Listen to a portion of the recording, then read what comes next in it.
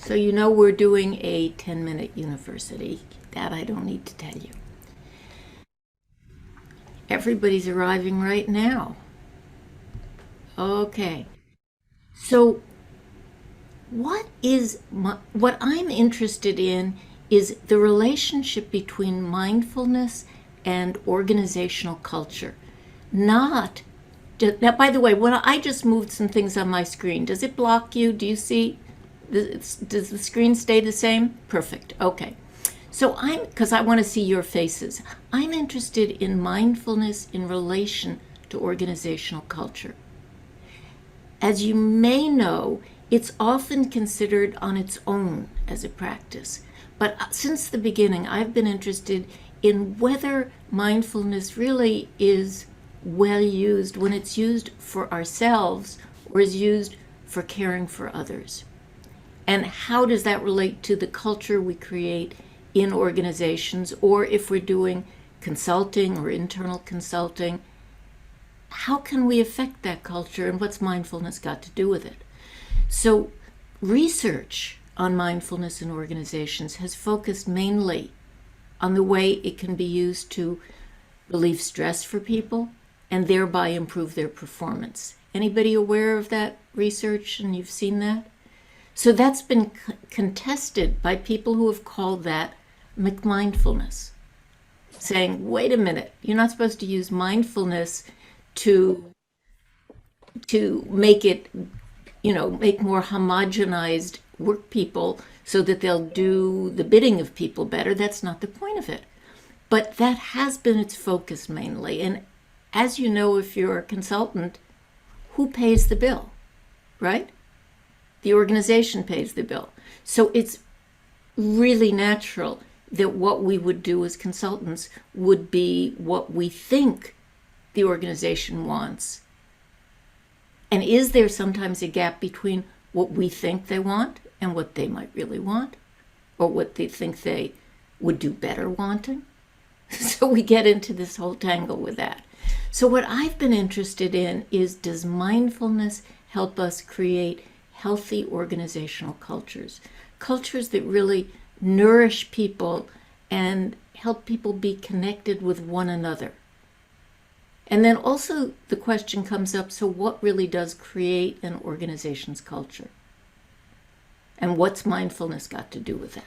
So I'm going to stop the share for a moment in just a second because, it's not moving forward. Because I had more on the slide.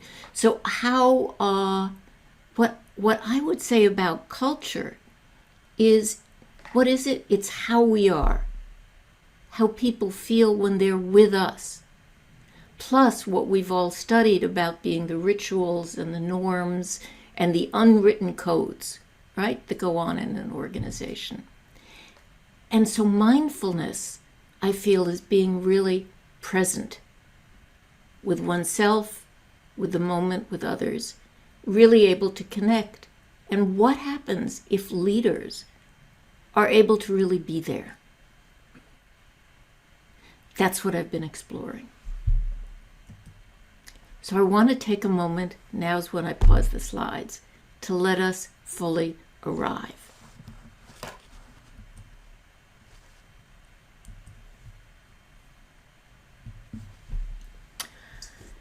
So take a moment to notice how you're sitting.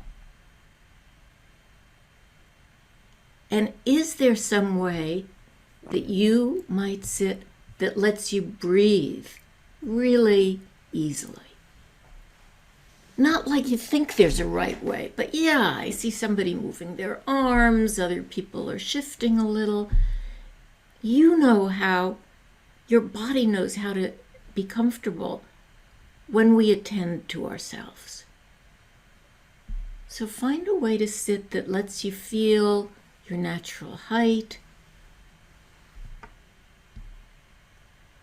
and notice how you're breathing, and reflect for a moment on, is there anything that's still tugging at you, pulling you away from here? What did it take to get here?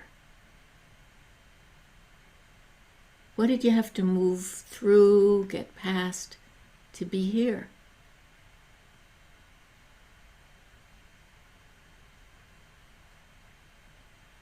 And can you let all that just kind of go on its way and be here? Sensing your feet, your weight in the chair,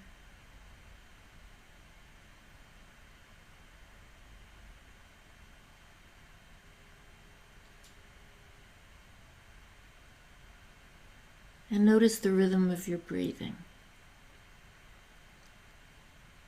Just sense the natural pace of your own breath right now.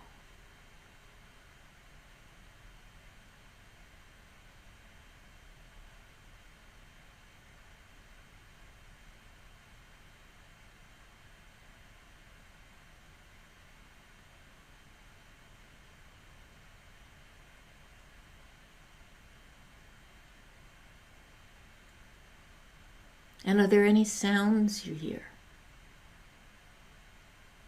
Listen for whatever is the farthest sound you can hear.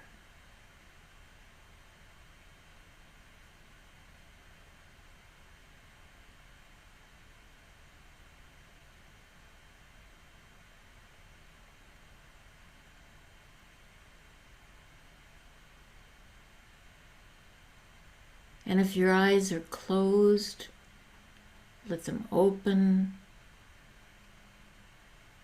and notice the space around you, the room you're in.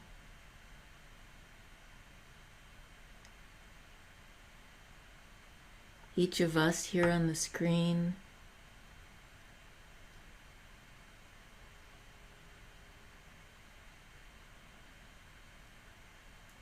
Can you sense the space not only in your room, but outside the room, maybe in the building you're in, or outside the building even?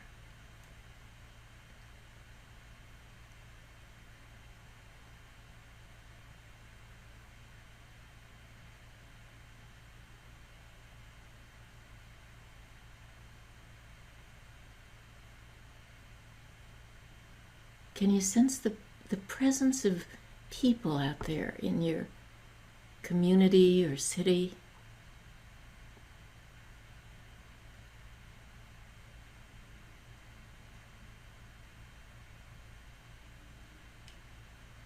And then for a moment, if you wish, let your eyes just close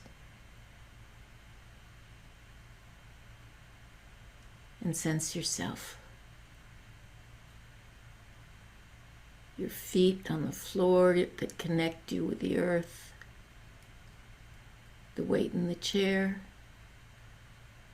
and your height up to the top of the head, the length of you.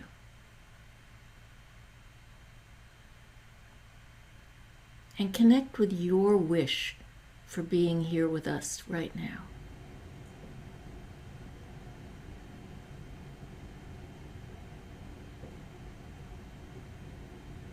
What's your aspiration, your deepest wish for yourself and us in this moment?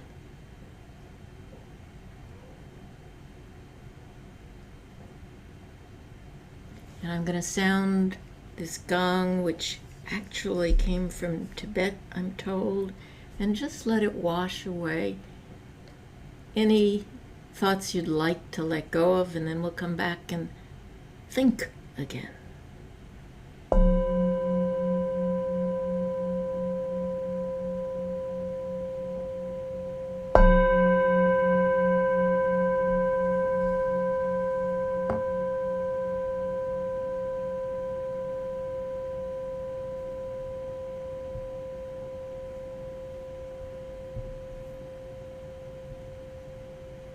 So hopefully we've all arrived, and I've got a question for you. I have this notion that there's moments for all of us when we feel really awake, really present, that suddenly come to us. I got the idea when I was sitting having a coffee on the street, on Union Street here in San Francisco, and I saw a little baby that looked kind of like this across the way. And it was so present and noticing the dogs walking by, the waiter serving water, the mother, just so alert, so present. So what do we really mean when we think somebody's awake? Who is awake? Is it a little baby? Or is it someone like the Dalai Lama? Can we know who's awake? Do we even know when we're awake? What do we mean when we think we're awake? What is it to be really fully present? That's what I got interested in about what's often called mindfulness, is this sense of waking up and being present, and what happens if we create an organizational culture that encourages us to be awake and present in the moment. So mindfulness can be experienced as a technique, right? It's often taught as a technique, a tool, a method, and it involves in that context learning practices that calm the mind through paying attention. Sometimes people focus on breath. Sometimes they progressively relax muscles through the body. Sometimes it's listening to sound. There's some other techniques. Is that all it is? Is that intrinsically what is it? Or can it be more? So I'm going to switch from words to images now, because that switches how our brain works too. I think mindfulness as a technique is wonderful, but we shouldn't leave it at that. And that's often what's investigated in doing research on it in organizations, and it's what many people, I would say, unfortunately, they're limited to that knowledge. So it's also a way of touching deeply into our hearts, our sense of being connected with one another in ways that we can't even really fathom. That leads us to connect with people. And then you may recognize these folks. I don't know if you do. They're two students who were very happy graduating from the program. So it was a sense of great joy and connection that day. And also a sense of being present in a larger world. That this sense of being able to calm our minds and focus and be present is a gateway to being fully present in life. It's a gateway to being present to others and to this larger world that lets us live fully, do what we want to be doing things that contribute really meaningful, whether it's in an organization or through entrepreneurship or in our families and communities. What's key here is not any particular method, but having an awareness practice. And I've got this book here and this image, which was a presentation that I attended at the Academy of Management a long time ago. Because what Sandra Waddick and Erica Steckler, who was her graduate student at the time and is now a professor in turn, found was that they were interviewing the people who created the social entrepreneurship, you could call it movement, and it took decades. So people were creating organizations they had to sustain their sense of purpose and direction through, all the problems that come with creating a new organization. They were creating not an organization only, but also this whole social entrepreneurship movement. Every one of them, when they really looked at the interviews, had some kind of personal practice involving awareness. It wasn't necessarily what we label mindfulness or meditation. It might have been writing haiku, painting, doing watercolors, running on the beach. But it was something that they did regularly over time that fostered their sense of awareness, of being present, and also, by the way, of appreciating beauty and of appreciating life and the earth and nature. If you want more, I've got some more things that you can read, and at the end, when I've got all this here, those who want to read it, take a screenshot, because that way you'll have what it is. So take a screenshot when I'm done with the "this is what more there is." I did a two-part project, and the third part's happening now. The two-part project was about this moments of waking up. It started at the individual level, went on to working with a team, a 500-person organization in a university, and I worked with the leadership there, and that's what that. The first is an article, the second's a book chapter. I say get copy from me because it's in a handbook that costs, I don't know, $500 or something. And our university doesn't have it, Nan. I looked last night to see if I could send you there, but we don't have it. So I can give anybody who wants a copy, I can give you one. And then the third one is an article that just came out at the beginning of this year that is where this is heading right now in terms of looking at the effect of mindfulness on the planet. It's the first thing that we've written in this area. It's about what silence can teach us about race and leadership. That's in a special issue of the journal Leadership about race and leadership. And I felt really honored to be included in that. These are the books that I've written. This one, if you're particularly interested in mindfulness, this is about meditation and the Tibetan traditions, and tells the story of the growth and spread of Tibetan Buddhism around the world through the eyes of people who experienced it and were involved in it, as well as how practice affected people in their work. These are two books that focus more directly on the middle one is about trying to bring mindfulness and awareness into organizations, and the third one is when you look at the world, what's actually happening out there in organizations when people are more mindful and present. Then if you want to, let's see, it's not moving forward. There we go. If you'd actually prefer to practice and interact, I lead a meditation group on Sunday mornings from 10 to 11:15 Pacific time, so ask me about it. Happy to have you join us. So whether you prefer to read more or just try something, lots of choices, and I put coherentchange.com, that's my website, because that'll let you read still more. I've got a bunch of articles there and some interviews that have been posted. Other ways to, the Inner Peace Global Impact is the website for the book that I mentioned. That's my email if you want to email me directly. And questions?